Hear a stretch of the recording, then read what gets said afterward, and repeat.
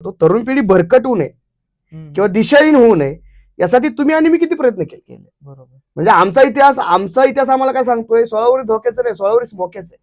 माझा पोरगा उमऱ्याच्या बाहेर गेला तर तो पुन्हा उमऱ्याच्या आतमध्ये येताना एखादं व्यसन न करता येईल का, एखादा गुन्हा न करता येईल का, याची चिंता मला लागते.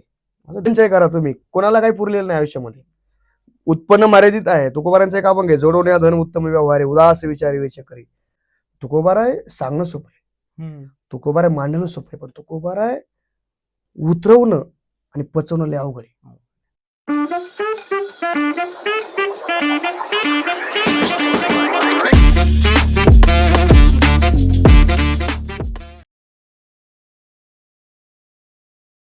रामकृष्ण हरी. आज मुद्दाम रामकृष्ण हरी म्हटलोय कारण आजचा पॉडकास्ट आपला जो आहे तो आध्यात्मिक विषयाला अनुसरूनच असणार आहे. याच्यासोबतच आपण अध्यात्म प्लस तरुणांचे जे प्रश्न आहेत, तरुणांना आजकाल डिप्रेशन, टेन्शन, त्यांचे फाशीचे प्रमाण वाढतात आहे, याच्याबद्दल आज चर्चा करणार आहोत.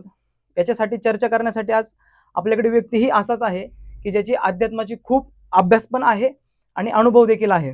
तर आज आपल्यासोबत आहेत जगद्गुरु तुकोबाराय विचार प्रबोधिनी ट्रस्ट महाराष्ट्र राज्याचे संस्थापक अध्यक्ष, गाथाप्रेमी, हरिभक्त परायण दत्ता महाराज दोने पाटील. महाराज रामकृष्ण हरी. रामकृष्ण हरी. जय तुकोबाराय, जय शिवराय. तर माझा पहिला प्रश्न असा आहे की तुमचं जे बालपण आहे ते कुठे गेलं नक्की? मोसेखोरे, मुळशी तालुका. ओके. म्हणजे आताची आपण लवासा सिटी म्हणतो. लवासा सिटी पासून पुढे 10 किलोमीटर गडले म्हणून माझं गाव आहे. ओके. तर 4 जुलै 1994 ला माझा जन्म झाला. अत्यंत दुर्गम परिस्थिती, म्हणजे आजही माझ्या गावामध्ये पक्का रस्ता नाहीये. आता काही लोक करतायत. 2011 साली लाईट गेली. मी 6वा नंबर. आम्ही सख्खे 7 भावंड आहोत. मोठे भाऊ, त्यानंतर 4 बहिणी, त्यानंतर आम्ही 2 जण. असा आमचा परिवार आहे. आणि जिल्हा परिषद शाळेमध्ये शिक्षण झालं. ओके. मग तेच अध्यात्माची आवड, आता तुमचं जे शिक्षण होतं ते गावाकडे झालं, मग तिथून तुमची अध्यात्माकडे वाटचाल कशी सुरू झाली? मी 2रीला होतो, मला आठवतंय. आमच्या बाजूच्या गावामध्ये तीर्थक्षेत्र धामणोळा आहे. तिथे संत सोमाजी बाबांची संजीवन समाधी सपत्नीक, आणि तिथे अखंड हरिनाम सप्ताह होतो. वसंत पंचमी ते माघ शुद्ध दशमी. तिथे मी पहिल्यांदा कीर्तनामध्ये चाल गायली होती 2रीत असताना. आणि संप्रदायाबद्दल काय तशी भजनाची आवड, वडिलांना भजनाची आवड आहे. आजी माळकरी वगैरे होती. तोपर्यंत काय म्हणजे असं काय जास्त मोठा काय वारसा लाभलेला नाही. मग भजनाची आवड प्रचंड, म्हणजे रात्री 10 वाजता भजनाला बसलं की सकाळी 4 वाजेपर्यंत जागायचं. मग लोक 3 वाजता एखादा अभंग म्हणायला देणार. स्टेज डेअरिंग पहिल्यापासून होती त्यावेळेस. आणि मग मी कीर्तनामध्ये चाल गायली होती. त्यावेळेस मला कोणी बाबा गाथा नाही दिली, ज्ञानेश्वरी दिली नाही, किंवा पुढे सांप्रदायिक आपण कसं गेलं पाहिजे काय अशा पद्धतीने कोणी काय मार्गदर्शन केलं नाही. तर पुढे एकदा अशा हे असायच्या, म्हणजे त्या सप्ताहानंतर गाणी वगैरे म्हणायला लागलो. मी गवळण म्हटली होती.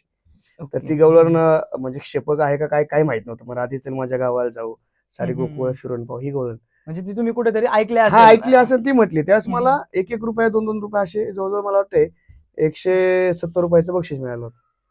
म्हणजे स्टेज डेअरिंग पहिल्यापासूनच होती. आणि मग ह्या सगळ्या प्रवासामध्ये 4थी पर्यंत गावाला शिक्षण झालं. त्यानंतर मग गावाला शाळा नाही. 5वीला मुंबईला गेलो. 5वीला मुंबईला मोठे बंधू माझे शंकरराव, त्यांच्याकडे गेलो.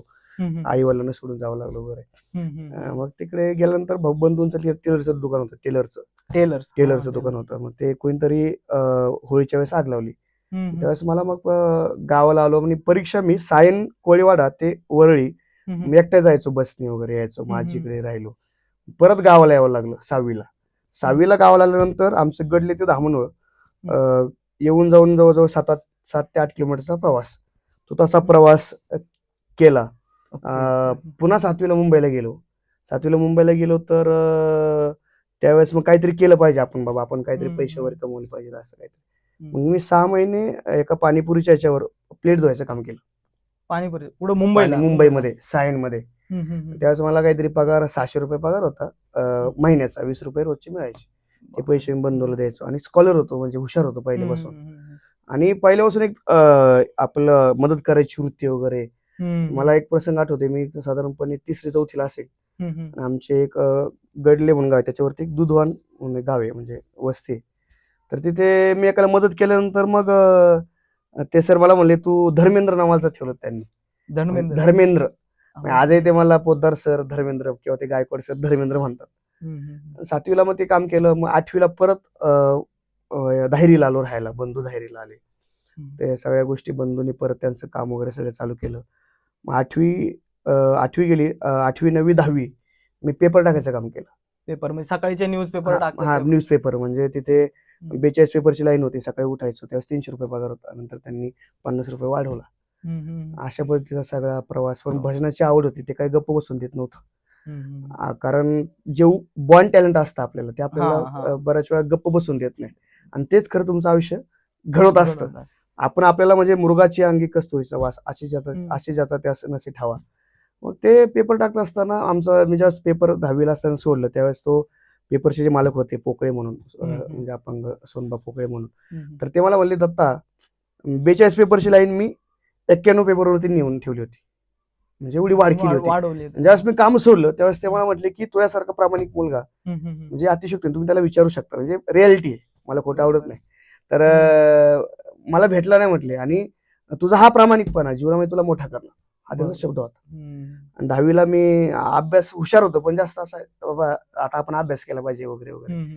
बंधूकडे होतं, बारकावा वगैरे होतं. आणि मग 10-15 मिनिटं अभ्यास केला. शेवटी मी क्लास वगैरे लावला होता. फक्त क्लास कॉलेजमध्ये म्हणजे शाळेमध्ये शिकवलं जायचं ते बघायचो, तरी पण मला 72% होते 10वीला. नंतर मग काही माहित नव्हतं की बाबा आता काय करायचं, 10वी नंतर काय करायचं, कारण 10वी हा विद्यार्थ्यांच्या जीवनामध्ये टर्निंग पॉईंट असतो. माझ्या बंधू 12वी शिकले होते, आणि त्याच्यानंतर पहिले आमच्या कुटुंबातली 12वी झालेली. आई अशिक्षित आहे, वडील 4थी शिकले होते, त्यानंतर त्यांना शिकता नाही आलं. म्हणजे मला कधी कधी असा प्रश्न पडतो की संत जनाबाई महाराज एक सामान्य स्त्री काम करायला आली होती नामदेव महाराजांकडं. मग नामदेव महाराज तिला फक्त कामापुरती मर्यादित ठेवत नाहीत, दास्यत्व संतत्व नेतृत्व करण्याची संधी संत नामदेव महाराज देतात. म्हणजे स्त्री जन्म म्हणवणी न व्हावे उदास, साधू संत ऐसे केले जणी, मला स्त्रीचा जन्म मिळाला म्हणून उदास व्हायचं काही कारण नाही, मी माझं अस्तित्व सिद्ध करू शकते. स्त्री स्वातंत्र्याचा पुरस्कार 750 वर्षापूर्वी आमच्या संतांनी केलाय. मग त्या जर अभंग लिहितात, अस्पृश्य समजल्या गेलेल्या चोखोबारायांच्या पत्नी सोयराबाई महाराज, त्यांची जी रचना आहे ती आपल्याला वाटते की किशोरताई आमोणकरांची, पण ती किशोरताई आमोणकरने स्वरबद्ध केली. पण रचना कुणाची आहे, तर ती संत चोखोबारा यांची पत्नी सोयराबाई महाराजांची. म्हणजे अवघा रंग एक झाला रंगी रंगला श्रीरंग, मी तू पण गेले वाया पाहता पंढरीच्या राया. म्हणजे एवढे ते शब्द किती सुंदर आहेत. मग त्या जर अभंग लिहितात, आणि माझी आई एवढ्या वर्षानंतर जर अशिक्षित राहिली, तर ही जी शिक्षणाची दरी आहे यासाठी कोण काम करणार. बरोबर. म्हणजे माझी आई 4 वर्षाची होता तर त्याचे वडील वारले. मधला काळ जर पाहिला तर वडिलांचा काही कारणास्तव काही गोष्टी सहन करावं लागलं, बऱ्याच गोष्टी. मग 10वी नंतर काय करायचं, आर्ट सायन्स कॉमर्स हे असतंही मला माहित नव्हतं. भाऊ त्यांच्या कामामध्ये वगैरे बऱ्याच गोष्टी. पण वडिलांची एक इच्छा होती, आई सांगायची बाबा तुम्हाला हे सहन केलं पाहिजे काही गोष्टी, किंवा तुम्हाला शिकलं पाहिजे, तुम्ही शिकाल तरच टिकाल, ही आईची भूमिका होती. कारण आईने शिक्षण न घेतल्यामुळे काय गोष्टी होतात ते प्रत्यक्ष अनुभवलेलं होतं. म्हणून मग मी आता अनुदानित आणि विनानुदानित हे मला माहित नव्हतं. मग फॉर्म भरला. मग बंधू म्हणले कॉमर्स इंग्लिश घे, कॉमर्स इंग्लिश घेतलं. कॉमर्स इंग्लिश घेतल्यानंतर बाबा मी शाहू कॉलेज टाकण्याऐवजी अगोदर ज्ञानगंगा टाकलं. परिस्थिती अशी झाली की ज्यावेळेस मी ज्ञानगंगा कॉलेजला हिंगण्यामध्ये ऍडमिशन घ्यायला गेलो त्यावेळेस मला कळलं की 15 रुपये भरला. मग ते बंधूंनी भरले. पण त्यानंतर काय झालं की 1 वर्ष मी तिथे ज्ञानगंगाला गेलो. मग थोडंसं घरातल्या काही अडचणी आल्या. मग मी भाऊला म्हणलं, भाऊ काय मला म्हणलं नाही, भाऊला म्हणलं की भाऊ आपल्याला एक काम करू, आपण आता शाहू कॉलेज घेऊ, तिथे फी कमी आहे. मग मी कॉलेज बदललं. कशासाठी, भाऊ तिथे फी कमी आहे म्हणून. अशाच्या त्या 11वी-12वी मध्ये घरी बंधूंनी मला इस्त्रीचं दुकान करून दिलं होतं. आम्ही बाकीच्या आजूबाजूचे ते सगळे धायरीमध्ये राहत असताना ती इस्त्री मी करायचो. म्हणजे कष्ट करायची जी काही सवय आहे ती. परत मग FYला 12वीला कधी जायचो, कधी कॉलेज करायचो. इंग्लिश कॉमर्स घेतलं होतं, क्लासेस वगैरे काही नाही. तरी मला 62% होते. त्याच्यानंतर काय करायचं, 2013 साली काहीतरी करण्याची पहिल्यांदा अशी आवड. म्हणजे मला आठवते की मी गाड्या ज्यावेळेस धुवायला जायचो 8वी 9वीला, त्यावेळेस मी एकदा काय केलं, त्या मालकाची चावी घेतली आणि डायरेक्ट DSK ला घेऊन गेलो गाडी. मग तो माणूस माझ्यावरती ओरडला वगैरे, काय तसं असं तसं बोलणं वगैरे खाल्लं.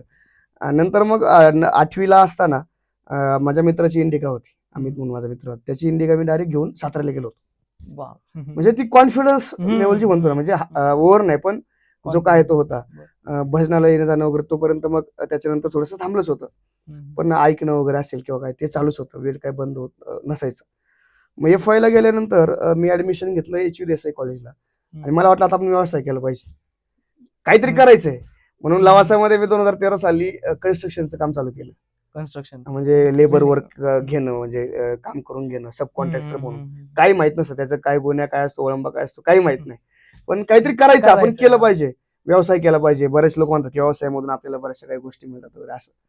पण मी कंपनी चालू आहे, काम सुरू व्हायला माझं जोरामध्ये, आणि कंपनी बंद पडायला. तुकोबाराचे म्हणतात ना, बरे झाले देवा निघाले दिवाळी. ही गोष्ट कधी कधी आपण सकारात्मक घेतली पाहिजे. बरोबर. का जे आयुष्यामध्ये होणार असतं, तुम्हाला एखादी गोष्ट तुमच्या हातातून सुटते, याचा अर्थ असा नाही की तुमचं उद्ध्वस्त होणार आहे, काहीतरी नवीन होणार आहे. मग मी मला आमचा असा बंधू, आम्ही चर्चा करतो, एक माणूस म्हणला, काय तू भजन वगैरे गातोस, पण माळ वगैरे कुठे तुझ्या गळ्यामध्ये? तेव्हा माळ नव्हती तोपर्यंत, 2013 पर्यंत माळ नव्हती.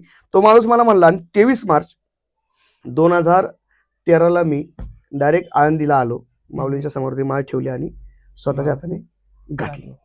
आणि तेव्हापासून मी माळकरी झालो. आणि त्याच्यानंतर मग हा प्रवास असा सुरू झाला. कंपनी मग SY ला वगैरे SY कम्प्लीट केलं, आणि 2012 ते 2016 मी गायन साथ करायचो. म्हणजे माझा आवाज चांगला असल्यामुळे गायन साथ करायचो. तोपर्यंत मी 2016 पर्यंत धोतर कधी नव्हतं घातलं, कारण ते घालायचं कसं काय काही माहित नव्हतं. आणि असा सगळा आता काय करायचं, तर गायन साथ केली. सुरुवातीला लोक पैशाचा कधीच विचार नाही केला, कारण माझे वडील म्हटले होते पैशाचा विचार करू नकोस, ते मिळत राहील. आणि कधी 50 रुपये, कधी 200 रुपये, कधी 300 रुपये.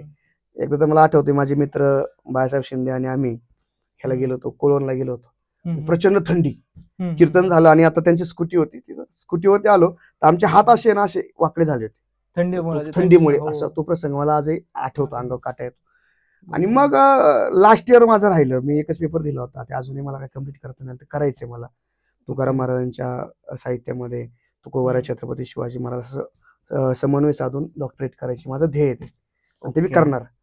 कारण तुकाराम महाराज म्हणतात, असा ते साध्य करीत सायस, कारण अभ्यास तुका म्हणे, अभ्यासाला पर्याय नाही. मग एकदा असा प्रसंग झाला, माझा एक मित्र मला म्हटला, गणपतीचा हे होता, आणि मला त्याने फोन केला, मला महाराज कोण काही कीर्तनकार आहे का बाबा, एक मला गावाला कीर्तन करायचं. मला असं वाटून गेलं, आपल्याकडे स्टेज डेअरिंग वगैरे आहे, आपण करू शकतो. मग त्याला म्हणलं, मी करतो कीर्तन. तोपर्यंत काय धोतरही घातलं नव्हतं, कधी फेट्याची प्रॅक्टिस नाही, काही नाही. म्हणजे पांडुरंगा करू प्रथम नमन असतं, ते आपण पांडुरंगा करू प्रथम मन वगैरे म्हणायचं. म्हणजे ज्यावेळेस तोपर्यंत काही नाही. आणि मग त्याला म्हणलं, मी करेन कीर्तन. मग आता कीर्तन करायचंय तर कशा पद्धती, मग धोतर घेऊन आलो, फेटा आणला, तर फेट्याची खळ वगैरे काढायची ते पण माहित. मग काय केलं, एका आमचे एक मानकर महाराज आहेत, त्यांच्याकडून ते थोडंसं लिखाण वगैरे करून गेला, आपुल्या इथं जो अशी जागता, हा तो लिहून घेतला. मग ते पाठांतर वगैरे सगळं गोष्टी. आणि मग आता कीर्तन तर करायचं. आमचे गणपती विसर्जन झालं, आणि 10 सप्टेंबर साधारणतः मला आठवते, 10 सप्टेंबर 2016ची तारीख होती. आणि मग बंधू वगैरे गावावरून आले गणपती विसर्जन करून. आता आपल्या कीर्तने वडील आले, आई वगैरे आले, माझा मित्र परिवार. म्हणजे माझा मित्र अगदी जवळचा जो मित्र आहे, गणेश काळे म्हणून आळंदीमध्ये राहतो, त्याने पण स्वतः 12 म्हणजे वयाच्या 12 वर्षापासून काम करून, कष्ट करून, तो अगदी त्याला 5 रुपये 10 रुपये वगैरे मिळायचे तसा तो काम करतो. तो माझा मित्र आहे. आयुष्यामध्ये त्यांनी कधी माझ्या आतापर्यंत कधी विषय पाहिला नाही, काय पाहिलं. म्हणजे आयुष्यामध्ये खूप म्हणजे आपण जिवलग आणि सखा, मित्र असणं वेगळं, सखा असणं वेगळं, आणि जिवलग असणं वेगळं, अशा पद्धतीचं. म्हणजे काही आपण एकमेकांसाठी. आता फेटा तर बांधायचं आहे. कीर्तनाला गेलो तिथे मस्त बंधूंची इंडिका वगैरे होती, त्यांच्या गाडीत गेलो. आणि दुसरं आमचे बाळासाहेब शिंदे होते, ते होते, गणेश काळे, काकासाहेब मुळे आमचा, परत माझा मित्र संजय वाटकर, तो गायन साथीला होता. तो योगेश लेकावळे जो माझा मित्र, त्यांनी मला ती संधी दिली होती. त्याने माझा विश्वास पण टाकला, मला करा तुम्ही काय व्हायचे ते होते. म्हणजे मोहरी म्हणून गाव आहे भोर मधलं, हा, हा. तिथे पहिलं कीर्तन झालं लेखावळ्यांची मोहरी. आणि मग फेटा घालायचा, तर आता कसा घालायचा काय माहित नाही. आमच्या मित्रांनी गणेश काळे आणि माझे मित्र बाळासाहेब शिंदे यांनी मला तो गुंडाळा फेटा धोतर त्या आमच्या मित्र काकासाहेब मुळे किंवा त्या संजयनी त्यांनी घातलं. त्यावेळेस मी पहिलं कीर्तन जवळजवळ 2.25 तास केलं. 2.25 तास ते पहिलं कीर्तन केलं. म्हणजे इथून तुमची कीर्तनाची जी सुरुवात झाली 10 सप्टेंबर 2016 पहिलं कीर्तन केलं. आणि त्यावेळेस मला मानधन 32 रुपये मिळालं. पहिल्याच कीर्तनाचं मानधन 32 रुपये होतं. मग ते वडिलांच्या वगैरे ते सगळं प्रचंड हॅपी होतो. त्याच्यानंतर काय झालं, जे मानकर महाराजांनी मला कीर्तन दिलं होतं लिहून, त्यांनी मला म्हणले तुम्ही दुसरं कीर्तन 13 का 15 तारीख होती त्यांच्याच तिथे माऊली मंदिर आहे कोंढावळ्यामध्ये, तिथं मी का कीर्तन केलं. त्यांनी मला फेटा बांधला, पण मी नवीन अभंगावर कीर्तन केलं. वेगळा सांगत होतो माशी बाजारे विठ्ठला. 2-2.25 तास स्टेज झालं. म्हणजे स्टेज आणि पहिल्यापासून होती. तिथून तो सर्व प्रवास झाला. मग आज आम्ही सख्खे भावंड 7 जण आहे. त्या सगळ्या याच्यामध्ये 27 लोकांपैकी आम्ही 20 लोक माळकरी, आता 20 लोक माळकरी आहे. असा सगळा हा कीर्तनाचा प्रवास. आज गेली महाराष्ट्रभर कीर्तन करत असताना 700-800 कीर्तन एवढ्या ह्याच्यामध्ये झाली आतापर्यंत झालेली. खूप सारा संघर्ष आहे. म्हणजे लहानपणापासून आतापर्यंतचा प्रवास सांगितला. त्याच्यामध्ये पेपर टाकणं असेल, गाडी धुणं असेल, इस्त्री करणं असेल, भरपूर कामं केली आहेत. खरं तर हे अनेक तरुणांना आजकाल नको वाटतं करायला. लोकांना काय वाटतं की कॉलेज झालं की आपला आयतं काहीतरी एक जॉब बघावा आणि करावा. खरं तर हा संघर्ष खूप काही शिकून जातो. तर ह्या संघर्षातून तुम्ही आता एवढा संघर्ष केला, काय शिकलात नक्की? जीवन जे असतं ना, एक जीवन म्हणजे आयुष्यामध्ये सुखदुःख आहे. कारण ऊन आहे म्हटल्यानंतर सावली आहे. आता एखादा सरळ जर रोड असेल आणि त्याला काहीच वळण नसतील किंवा काही खड्डा वगैरे नसेल, तर माणूस अपघात होण्याची शक्यता जास्त असते. बरोबर. चढ उतार जीवनामध्ये पाहिजेच, त्याशिवाय जीवनाची मजा नाही. आणि मी पोरांना कायम सांगत असतो, गाड्यांनो बापाची श्रीमंती असू दे. म्हणजे माझ्या आजोबांचा जवळजवळ 2.5-3 एकर सातबारा होता लावा सिस्टीमध्ये. ओके. आमची जमीन काही शिलिंगला गेली, काही जमीन पाण्यामध्ये गेली वरसगाव धरणामध्ये. पण मी म्हणतो बरं झालं, म्हणजे मला जर आयतं कदाचित मिळालं असतं तर मला माझा संघर्ष कळला नसता. कारण साठवलेलं पाणी आणि झरा याच्यामध्ये फरक आहे. साठवलेलं पाणी एक दिवस संपणार आहे, त्याच्यामध्ये किडे होतील, काहीतरी होतील. पण झरा जो असतो, तुका म्हणे झरा आहे मुळीचाची खरा. तुका म्हणे नव्हे टाचणीचे पाणी, टाचणीचं पाणी पुरत नाही, झरा पाहिजे. म्हणजे आपला संघर्ष आपल्याला करता आला पाहिजे. कारण एखाद्या समजा बापाची खूप काही प्रॉपर्टी आहे, तुकोबारांनी हे पण सांगितलं की वडिलांचं वडिलोपार्जित शेत आहे आणि वडिलोपार्जित शेत आहे आणि त्या शेतामध्ये म्हणजे मिराशीचं जे शेत आहे त्याच्यामध्ये तुम्ही जर राबला नाहीत, कष्ट केले नाहीत, तर तुम्हाला ते शेत विनाकारण विदाऊट कष्टाचं फळ देऊ शकत नाही. म्हणजे मिराशीचे म्हणून शेत नाही तिथं पीक उगे, विनाकारण ते पीक देणार नाही. आणि हे भल्या भल्यांना कळल्यामुळे आज आज आज भल्या भल्यांची दैना उडाली. बरोबर. म्हणजे मी एक वाक्य फार सुंदर वाचलं होतं की शेती विकायची नसते, शेती राखायची. ते मला वाटतं मुळशी पॅटर्न मधलं वाक्य. म्हणजे खरं तर काय झालं, मुळशी पॅटर्न हा जो आहे तो वेगळा आहे. मुळशी पॅटर्न आता 4-2 घर किंवा एखादं गाव म्हणजे मुळशी पॅटर्न असतं. म्हणजे तरडे साहेबांना वेगळं काय दाखवायचं असेल, पण लोकांनी संदेश वेगळा घेतला. त्यांना माझी विनंती की मुळशी पॅटर्न 2 पण काढला पाहिजे. बरोबर. म्हणजे आमच्या तालुक्यात तुम्हाला सांगतो गणेशजी, 16 प्रकारच्या शेंगा आहेत. किती? 16 प्रकारच्या शेंगा. म्हणजे वाल नसतं का ते, पण आपण वाल असतं, परत ते पावटा असतो, अशा प्रकारच्या 16 प्रकारच्या शेंगा तालुक्यात. बरं, आमच्या एका तालुक्यामध्ये 3 धरणे आहेत. 3 धरणे मुळशीमध्ये. म्हणजे धरणग्रस्तांचा संघर्ष काय असतो. म्हणजे आमच्या लोकांना अक्षरशः इथलं 100 एकर जमीन त्यांच्या पाण्यामध्ये गेल्या, देव पाण्यामध्ये गेले, सगळ्या गोष्टी गेल्या. आजही मुळशी धरणग्रस्तांचा लढा चालू आहे.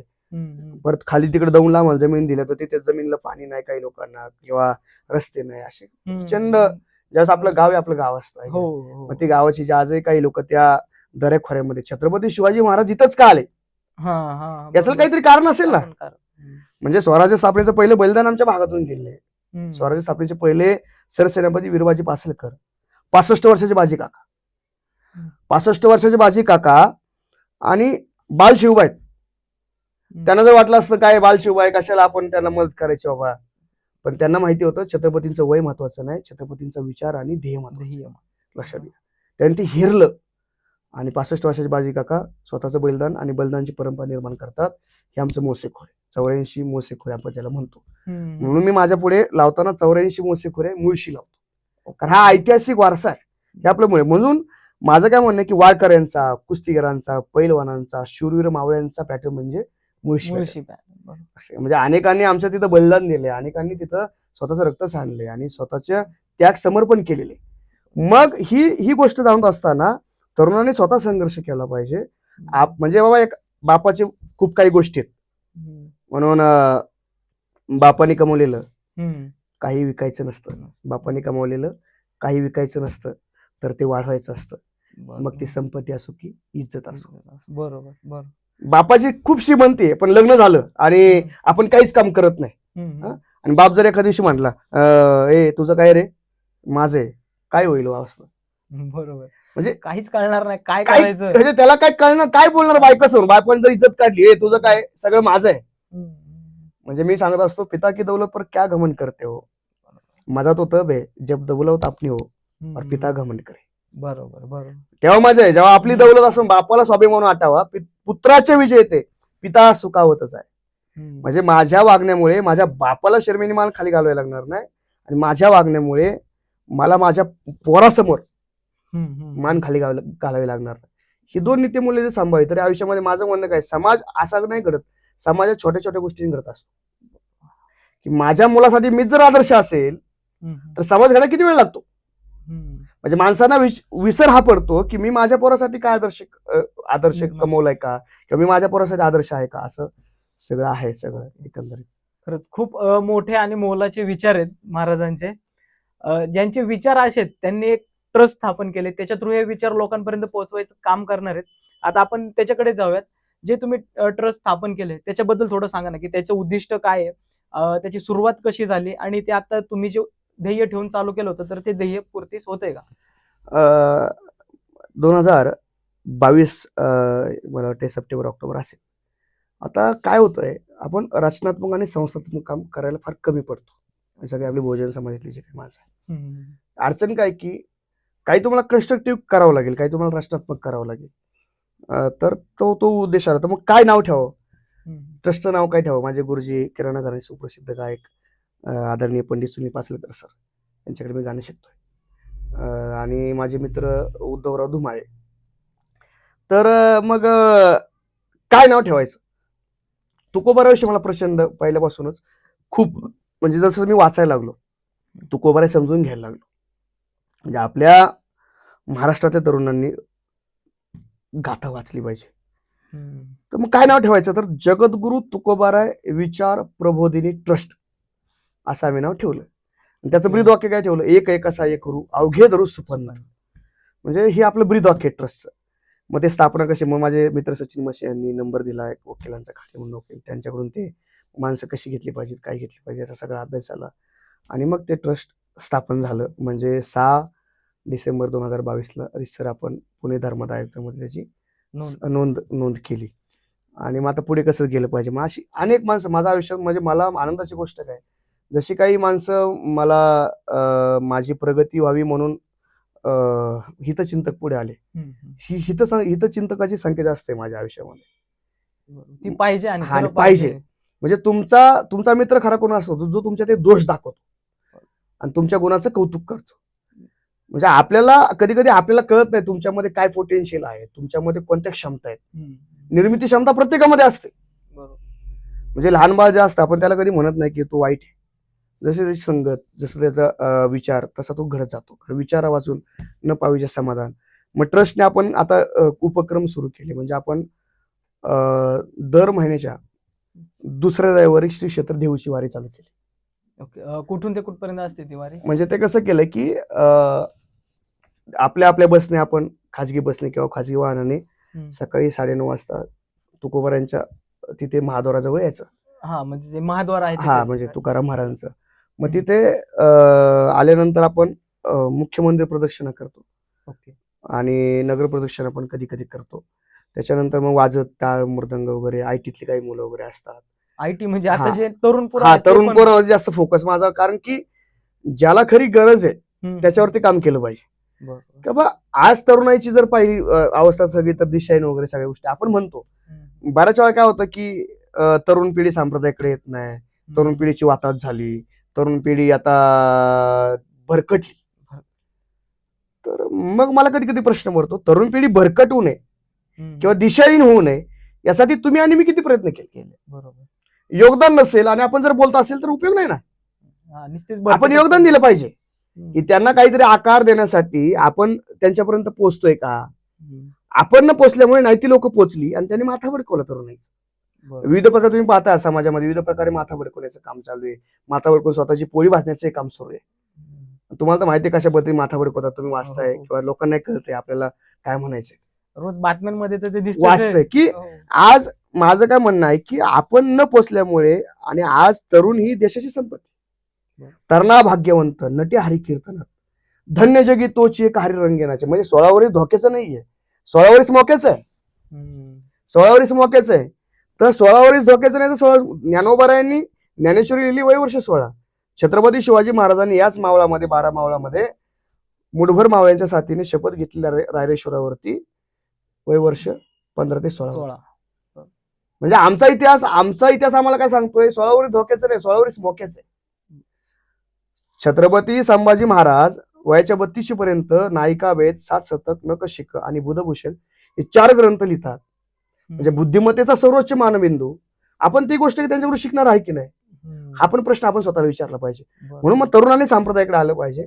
त्यांना तुकाराम महाराजांची प्राथमिक ओळख झाली पाहिजे. त्यांना गाथा काय हे कळायला पाहिजे. आता बऱ्याच वेळा तरुणांनी असं पण केलं असू शकतं की बाबा आपलं काही काम नाहीये, ज्यांची रिटायरमेंट झाली, निवृत्ती झाली, त्यांचा हा विषय, आपला याच्याशी काही संबंध नाहीये. पण असं करून नाही चालणार. माळ घालू नका हा भाग पुढचा आहे.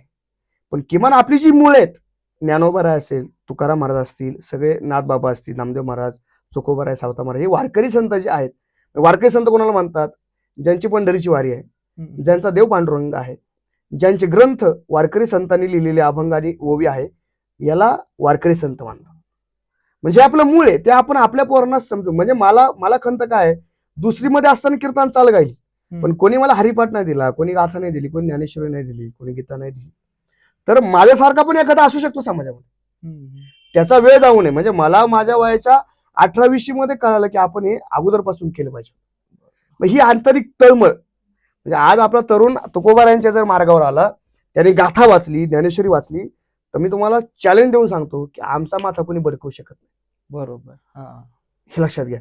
मग ती वारी सुरू आहे. मग आपला प्रसाद वगैरे असतो. समाजातल्या अनेक मंडळी त्यासाठी मला मदत करतायत. आणि मी आपला जर सत्य संकल्पाचा दाता नारायण, सर्व करी पूर्ण मनोरथ, आपला संकल्प सत्य असेल, आपला विचार चांगला असेल, आपली ध्येय चांगली असतील, आपला व्यापक विचार असेल, तर समाजात तुम्हाला काहीच समाज कधीही कमी पडून देत सगळे. आता तिथं आपल्या वारीमध्ये विशेष काय, कोणती गणवेश सक्ती नाही. म्हणजे तुम्ही स्त्री असा, पुरुष असा, कोणत्या जाती धर्माचे असा, सगळ्यांशी ते आहे अधिकार. कलियुगी उद्धार हरिचरण, ते आपण तिथं जगतो. माझे काही आयटी इंजिनियर असताना माझे मित्र मला म्हणले, महाराज किती सुंदर आहे. म्हणजे आमचं इथं आम्हाला एनर्जी बुस्टर आहे. म्हणजे आम्हाला इथं प्रचंड एनर्जी मिळते. म्हणजे आम्हाला घरी गेल्यानंतर प्रचंड आनंद वाटतो. कारण आपल्या आनंदाची जागा आहे ना, हे आपला वारकरी संप्रदायाचे संत आहे, मला असं वाटतं. आणि दुसरं आपण काय केलं, मागे मे महिन्यामध्ये गेल्या वर्षी वारकरी संत विचार संस्कार शिबिर 5 दिवसाचा कार्यक्रम घेतला होता. दासवे म्हणून गाव आहे, तिथं काळभैरवनाथ, तिथे सगळे मोरे परिवार असेल, सगळं ते मरगळे परिवार वगैरे सगळे समस्त ग्रामस्थ दासवे यांनी मला तिथं मदत केली. आणि आपण तिथं यशस्वी ते शिबिर राबवलं, माझ्या घरातले कुटुंबीय सगळ्या गोष्टी.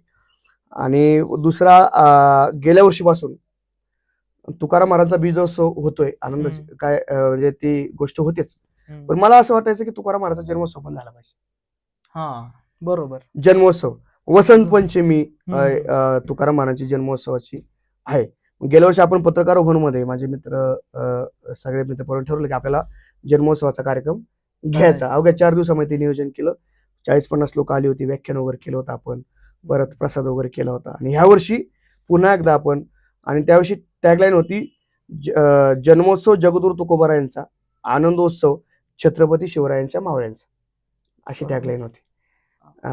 कारण जे पालखीच्या अभंगाच्या माध्यमातून जगद्गुरू तुकाराम महाराजांनी इथल्या मावळ्यांचं प्रबोधन केलं पालखीच्या अभंगातून, ते फार महत्वाचं. म्हणजे इथं भूमी तयार केली.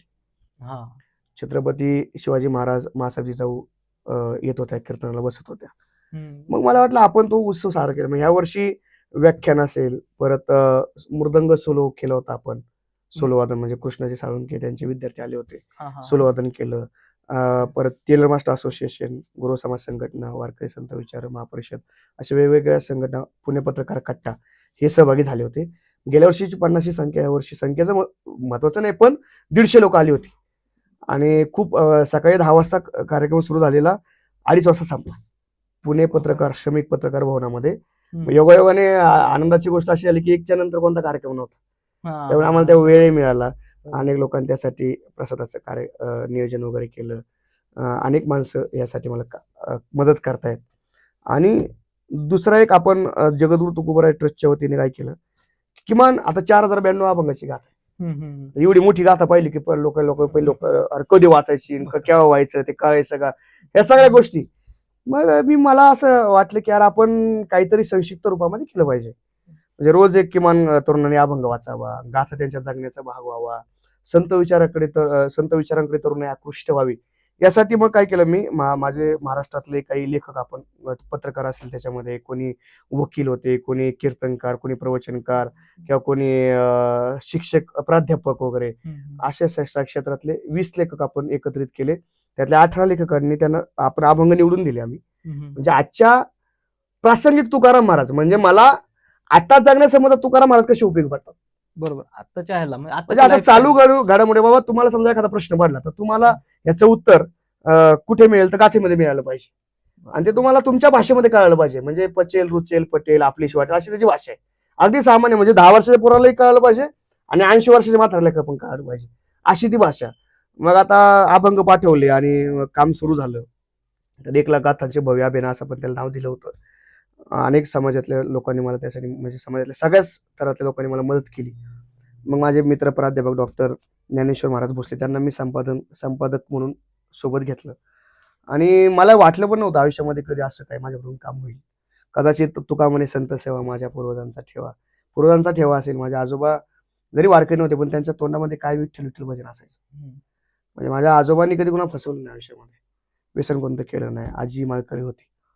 आणि वडिलांचं पण बाबा काहीतरी आमच्या मुलांनी केलं पाहिजे. मग 2002 सालापासून पूर्ण वडील निर्व्यस्त झाले, पूर्ण 100%. आणि त्यांना पण भजनाची आवड होती. मला वाटतं 92 ते 95 साली ते उपसरपंच होते गावचे. हा, वडील. असं सगळं. आणि मग हे मला वाटलं की आपण काहीतरी केलं पाहिजे म्हणून गाथा नित्य उपासना असं त्या ग्रंथाचं नाव, म्हणजे संपादित ग्रंथाचं नाव गाथा नित्य उपासना हा ग्रंथ साकार आला.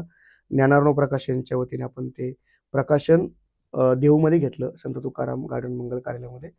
तिथे त्यावेळेस अशोकराव काकडे आयस आले होते, किंवा संभाजी महाराज मोरे तुकाराम महाराजांचे वंशज ते आले होते. तुका आकाश एवढं त्यांचं एक कादंबरी.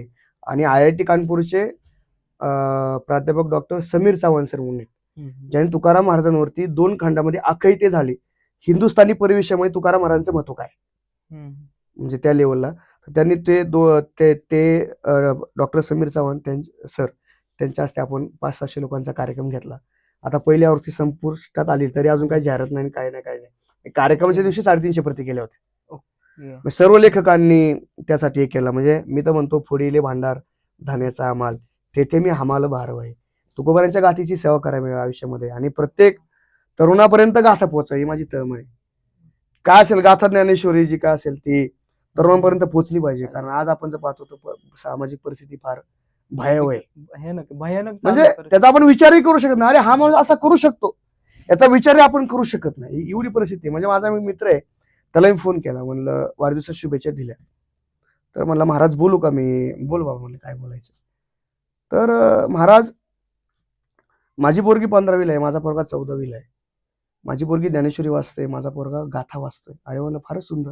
ज्याच्या घरामध्ये वारकरी संप्रदायाचं वातावरण आहे, तो माझ्याशी बोलतोय. मला जवळजवळ 25 लाख रुपये महिन्याचं उत्पन्न आहे, तरी महाराज मला झोप लागत नाही. काय झोप लागत नाही, म्हणलं माझी पोरगी उमऱ्याच्या बाहेर ज्यावेळेस जाते, ती पुन्हा उमऱ्याच्या आतमध्ये येताना वासनंद नजरातून सुखरूप घरी येईल का याची चिंता मला लागते.